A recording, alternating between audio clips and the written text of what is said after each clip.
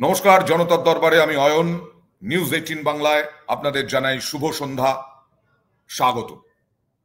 বাংলাদেশ, যে বাংলাদেশে শেখ হাসিনাকে তাড়িয়ে দেওয়া হয়েছিল, একেবারে গণঅভ্যুত্থানে বলা যায় সিংহাসন চ্যুত করা হয়েছিল, নতুন বাংলাদেশ গড়ার স্বপ্ন দেখেছিলেন ছাত্ররা, নতুন বাংলাদেশ গড়ার স্বপ্ন দেখেছিলেন অন্যান্য মানুষ। সেই বাংলাদেশের কি অবস্থা গত জুলাই মাস থেকে অগাস্ট থেকে? বলা হচ্ছে এটাই তো ভয়ঙ্কর, 24 ঘন্টায় 17টা ধর্ষণের ঘটনা। একদিন শনিবার, সেই শনিবারে শুধুমাত্র 24 ঘন্টায়, শুধুমাত্র শনিবারে 17টা ধর্ষণের ঘটনা।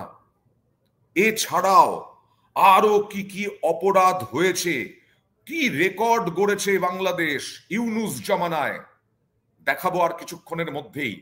কিন্তু কালকে যে ছবিটা দেখলাম, আমরা কেউ কোনোদিন আমাদের দেশে কোনো দেশে আশা করতে পারি না। হ্যাঁ, এগুলো হতে পারে আফ্রিকান কান্ট্রিতে বিভিন্ন সময়ে, সোমালিয়া থেকে আরম্ভ করে বিভিন্ন জায়গায়, কিন্তু বাংলাদেশে বায়ুসেনার যে জমি, সেই বায়ুসেনার জমি জবরদখলকারীদের হাতে। সেখানে কয়েক লক্ষ জবরদখলকারী বসে আছে, আর সেই জবরদখলকারীদের হঠাতে সেনাবাহিনীর সঙ্গে সংঘর্ষ, গুলি, পাল্টা ইট পাটকেল। বাংলাদেশে এটা কক্সবাজার আন্তর্জাতিক মানচিত্রে, আন্তর্জাতিক লোকেদের কাছে, মানুষের কাছে খুব পরিচিত নাম। সেখানকার ছবি দেখুন।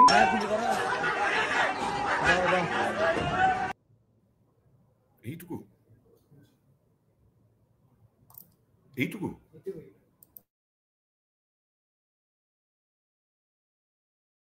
কক্সবাজারে এরকম ঘটনা, বায়ুসেনার জমি, সেই জমি জবরদখলকারীদের হাতে।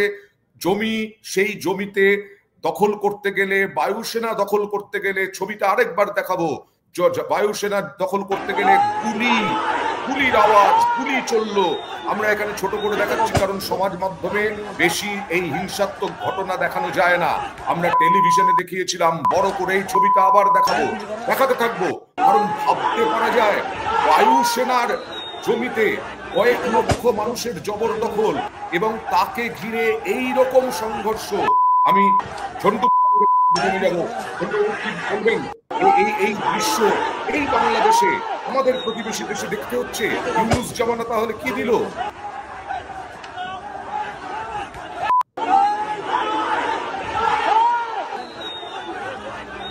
শোনা যাচ্ছে?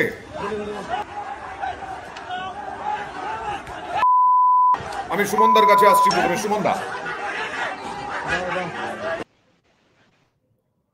সুমনদা মিউট আছে, মিউট। প্রথমে আপনাকে যেটা বলবো, এটাকে আর বাংলাদেশ বলবেন না, এটা আসলে পূর্ব পাকিস্তান হয়ে গেছে এবং সেখানে মাৎসন্যায় চলছে। আপনি বায়ুসেনার জমি দখল বলছেন, আমি আশা করব যে এই নতুন পার্টি গঠন হওয়ার পর তথাকথিত সমন্বয়করা নিশ্চয়ই বাংলাদেশের প্রেসিডেন্টের প্রাসাদ দখল করে সেখানেও হয়তো হকারদের বসাতে যাবে। আর যা বাংলাদেশে হচ্ছে সেটা কোনো সুস্থ সমাজে, আমি আপনাকে মার্জনা করবেন, আফ্রিকাতেও এরকম হয় না, ঠিক আছে? এটা যেটা হচ্ছে, এটা মাৎসন্যায়ের চাইতেও একটু বেশি বাড়াবাড়ি। বাংলাদেশে আবার আমি বলছি, মাৎসন্যায় শব্দটাও লজ্জা পাবে বাংলাদেশে যা হচ্ছে তা দেখে। রাত্রি 3টের সময় স্বরাষ্ট্র উপদেষ্টা সাংবাদিক সম্মেলন ডাকছে এবং বলছেন যে সব দোষ থাকে আওয়ামী লীগ। ভাই, 5ই আগস্ট শেখ হাসিনা পালিয়ে গেছেন, আওয়ামী লীগের অধিকাংশ নেতাই বিদেশে। এইসব কাণ্ড কারা করছে? তারা বাংলাদেশে এই পরিমাণ একটা অরাজকতা তৈরি করেছে। আপনি যেটা বললেন বাংলাদেশের ঘটনাচক্রে আমরা প্রত্যেকেই কিছু না কিছু লোককে চিনি। সত্যি সত্যি সন্ধ্যেবেলায় মহিলারা বেরোতে ভয় পাচ্ছে এবং এটা শুধু আর সংখ্যালঘু নির্যাতনে আটকে নেই, এটা এখন সংখ্যাগুরু অর্থাৎ বাংলাদেশের যারা মুসলিম তাদেরকেও তারা ন্যায় পাচ্ছেন না এই অত্যাচার, এই অরাজকতা, এই মাৎসন্যায়ের হাত থেকে। যা ভিডিও আসছে, রাস্তায় বোরখা পরা মহিলা তার স্বামীকে নিয়ে যাচ্ছেন, স্বামীকে কোপানো হচ্ছে, বাসে উঠলে বাস আক্রান্ত হচ্ছে, এবং তারপর বাংলাদেশে তথাকথিত স্বরাষ্ট্র স্বরাষ্ট্র উপদেষ্টা বলছে না কিছু হয়নি। দেখুন, মানে একটা পুরনো বিখ্যাত, আপনি তো ভালো আবৃত্তি করেন, আপনার নিশ্চয়ই মনে হয় পুরনো বিখ্যাত গান ছিল, মানে ভগবান নিদ্রা গিয়েছেন গোলযোগ সইতে পারেন না। এখানে বোধহয় ইউনূস নিদ্রায় গিয়েছেন, তিনি কোনো কিছু দেখতে পাচ্ছেন না যে বাংলাদেশে কি হচ্ছে। তিনি শুধু ভ্যালেন্টাইন্স ডের দিন ছবি তুলছেন মানে ফুলের সামনে দাঁড়িয়ে, এবং সেটা তার প্রেস দপ্তর আবার মার্কেটিং করছে। মার্কেটিং শব্দটা ব্যবহার করলাম, সাংবাদিকদের দিয়ে বলছে দেখো আমাদের প্রধান উপদেষ্টা কত মহান। প্রধান উপদেষ্টা যাকে বলে, দেশটিকে মোটামুটি রসাতলে দিয়ে দেওয়ার পরে তিনি বলছেন যে তিনি নাকি ফ্যাসিবাদের বিরোধী, তিনি অমুক, তিনি তমুক। আরে যে দেশে বায়ুসেনার, আপনার কথাকে রিপোর্ট করি, বায়ুসেনার সঙ্গে সংঘর্ষ হয়, সেখানে কবে কখন প্রেসিডেন্টের ভবন মানে দখল হয়ে সেখানে হকারদের বসানো হবে বা সমন্বয়করা তাদের প্রধান দপ্তর ঘোষণা করবে, সেটার অপেক্ষা। এইখানে আমার একটা বিষয় যে আওয়ামী লীগ এর জন্য দায়ী।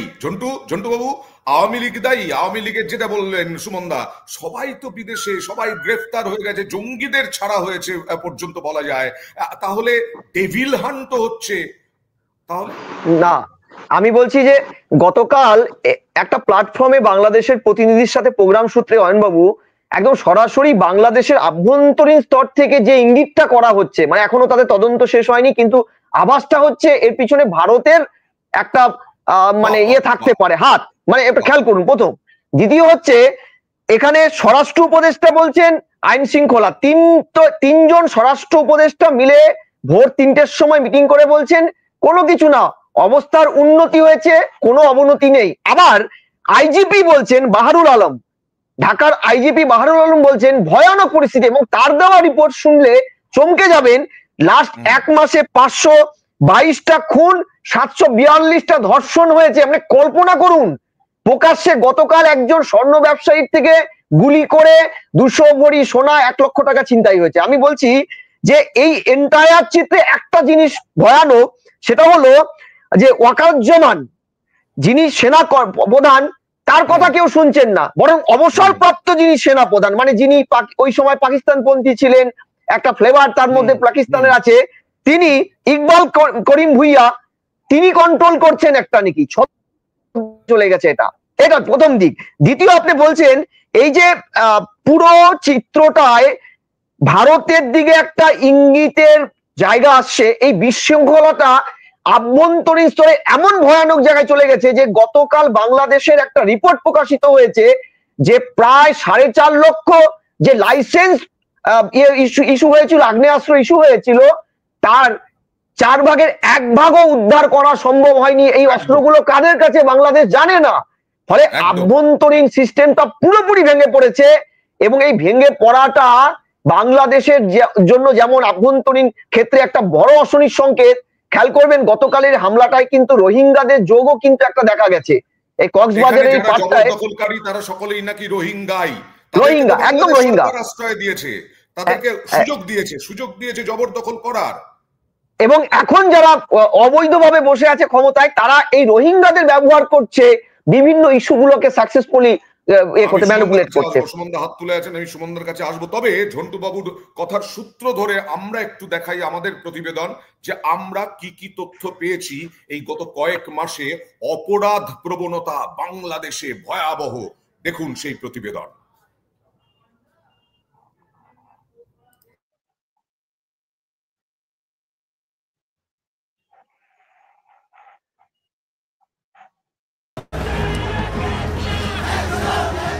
আবার উত্তাল বাংলাদেশ, আবারও ঢাকার রাজপথের ছাত্ররা, এবার তাদের নিশানায় মোহাম্মদ ইউনূস পরিচালিত তদারকি সরকার।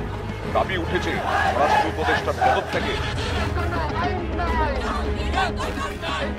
শিক্ষা ভবনের সামনে পড়ুয়াদের মিছিল আটকায় বলে তখন ধুন্ধুমার কাণ্ড।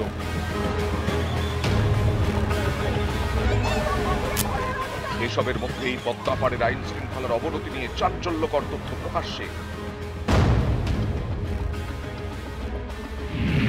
2024-এর তুলনায় 2025-এর জানুয়ারিতে অপরাধের হার উল্লেখযোগ্যভাবে বেড়েছে। পুলিশের তথ্য অনুযায়ী চলতি বছরের জানুয়ারি মাসে বাংলাদেশে খুন হয়েছেন 294 জন। এ সময় 171টি চুরি, 71টি ডাকাতি, 105টি অপহরণ, 1440টি নারী নির্যাতনের ঘটনা ঘটেছে।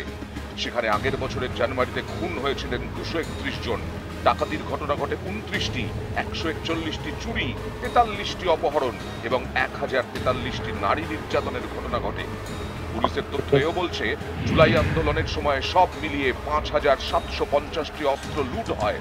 তার মধ্যে এখনো পুলিশের হাতে ফেরেনি 1384টি আগ্নেয়াস্ত্র। গত বছর জুলাইয়ে ছাত্র আন্দোলনে উত্তাল হয় বাংলাদেশ। অগস্টে দেশ ছাড়েন শেখ হাসিনা। তারপর থেকে বাংলাদেশে তদারকি সরকার নেতৃত্বে মোহাম্মদ ইউনুস জামানায় লাগাতার অশান্তির খবর এসেছে পদ্মা পাড় থেকে। লুটপাট, খুন, একের পর এক অভিযোগ। বারে বারে টার্গেট হয়েছেন সংখ্যালঘুরা। একই সঙ্গে অভিযোগ, ইউনুস জামানায় বাংলাদেশে বেড়ে গেছে নারী নির্যাতন। শনিবার নাকি 24 ঘন্টায় বাংলাদেশে 17টি ধর্ষণ হয়েছে। ঢাকা রাজশাহীগামী বাসে ডাকাতির পাশাপাশি ধর্ষণও করে দুষ্কৃতীরা। এত বড় ঘটনার পরেও প্রশাসন কোনো ব্যবস্থা নেয়নি। এতেই ক্ষুব্ধ হন পড়ুয়ারা। বাংলাদেশের বিভিন্ন জায়গায় শুরু হয় আন্দোলন। তাদের নিশানায় ইউনুস সরকার। ওঠে স্বরাষ্ট্র উপদেষ্টার পদত্যাগের দাবি। আমার এই পদত্যাগের ব্যাপারে আজকে তো প্রথম না। তারা আমার যেই কারণে পদত্যাগ করতে বলে, ওই কারণগুলি যদি আমি উন্নতি করে দিতে পারি তো তার কোনো পদত্যাগের প্রশ্ন না। তারা চাচ্ছে আইন শৃঙ্খলা পরিস্থিতি উন্নতি। আমি আইন শৃঙ্খলা পরিস্থিতি যেন উন্নতি হয়, আমি এই ব্যবস্থা করতেছি। এবং এই আইন শৃঙ্খলা পরিস্থিতি আগের থেকে অনেক উন্নতি হয়েছে এবং এটা আরও উন্নতি হতে থাকবে। আপনি গ্রেপ্তার কিন্তু করা হচ্ছে, বা যে পরিমাণ গ্রেপ্তার করা উচিত হয়তো সেই পরিমাণ হয়তো হচ্ছে না, এবং গ্রেপ্তার এটা চলতে থাকবে। পড়ুয়াদের এই আন্দোলনের মধ্যেই বাংলাদেশে আইন শৃঙ্খলার অবনতি নিয়ে চাঞ্চল্যকর তথ্য প্রকাশ্যে। নিউজ 18 বাংলা। পড়ুয়াদের আন্দোলনের আরো ছবি দেখাবো। তবে সুমনদা, এই কথা শুনে তো মনে হলো ফেভিকলের অ্যাড করছেন স্বরাষ্ট্র উপদেষ্টা। তিনি কিছুতেই চেয়ার ছাড়বেন না। তিনি বলছেন যে আইন শৃঙ্খলার আরো অনেক উন্নতি হয়েছে, এই তার পরিসংখ্যান। অয়ন, উনি বলছেন গ্রেফতার তো করা হচ্ছে, যেন পুলিশের দায়িত্ব গ্রেফতার না করে যারা অপরাধ করেছে তাদেরকে মালা পরিয়ে সম্বর্ধনা দেওয়া। দেখুন, এই যে ঝন্টু বাবু যেটা বলছিলেন যে ওরা ভারতের দিকে হাত তুলছে, আমি একটা কথা বলি, ইভেন আমেরিকাতেও হয় না যে পাসপোর্টে ভেরিফিকেশনই উঠে গেছে। ফলে কে বাংলাদেশের নাগরিক আপনি তো জানতে পারবেন না। ওরা যদি কালকে বলে যে চট্টগ্রামে যারা গন্ডগোল করছে, যারা কক্সবাজারে এয়ারপোর্টে গন্ডগোল করছে, তারা সব ভারতের নাগরিক, আপনি প্রমাণ হবেন যে পাসপোর্টে তো কোনো ভেরিফিকেশন নেই। সুখের কথা, যেটা বাংলাদেশ এবং পাকিস্তানের দুজনেরই, মানে আমি দুটোকেই পূর্ব পাকিস্তান পশ্চিম পাকিস্তান বলবো, যেটা অভ্যেস। ওরা এটা যে বলেনি যে এই যে ক্রিকেটে হেরেছে সেটাও ভারতের ষড়যন্ত্র, 4 জন ভারতীয় হয়তো বাংলাদেশি পোশাক পরে খেলছিল, এটা যে বলেনি, এটাই আমাদের এখনো অব্দি ঊর্ধ্বতন, মানে আমাদের যারা ফোর ফাদার্স অফ আমাদের কনস্টিটিউশন আমাদের রক্ষা করে গেছে। আবার আমি বলছি যে মাঝরাতে যদি কোনো স্বরাষ্ট্র উপদেষ্টা ডেকে বলে যে গ্রেফতার তো করা হচ্ছে, তা গ্রেফতার করা ছাড়া স্বরাষ্ট্র দপ্তরের কি কাজ? স্বরাষ্ট্র দপ্তরকে তো কেউ মাছের চাষ করতে অথবা অন্য কাজ করতে বলেনি।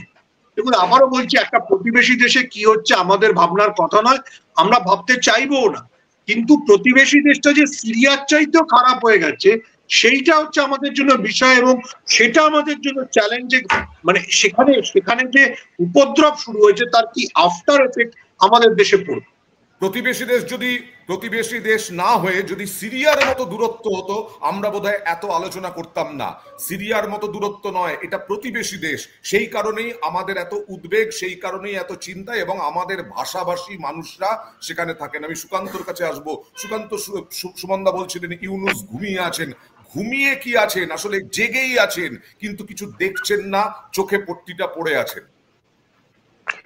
আসলে অয়নদা, দেখো, 2-3টে ঘটনা যেগুলো আলোচনা প্রসঙ্গে এলো, মানে যেটা হলো ইন্ডিয়ান ক্রিকেট টিমের জেতার পরেও কিন্তু তারা এই কথা বলছে যে যেহেতু তাদের একটা মানে নিউট্রাল ভেন্যু, এর জন্য ভারত সুযোগ পেয়েছে এবং আইসিসি থেকে, সুতরাং ওদের এই যে অনুযোগ অভিযোগ নয়, ওদেরটা হচ্ছে অজুহাত। এই অজুহাতটা এমন জায়গায় পৌঁছে গেছে এবং উপদেষ্টাদের এই যে বাল্যখিল্য, একজন উপদেষ্টা রয়েছেন ক্রীড়া উপদেষ্টা, যার কথা বললে তুমি কি বলবে, মানে এদের রাজনৈতিক অভিজ্ঞতার তো অভাব রয়েছে, একটা পদকে দখল করার, পদকে অনেকদিন ধরে রেখে দেওয়ার চেষ্টা কিন্তু মোহাম্মদ ইউনূস করবে, কারণ মোহাম্মদ ইউনূস জাস্ট পাপেট হিসেবে কাজ করছে। এবং আরেকটা জিনিস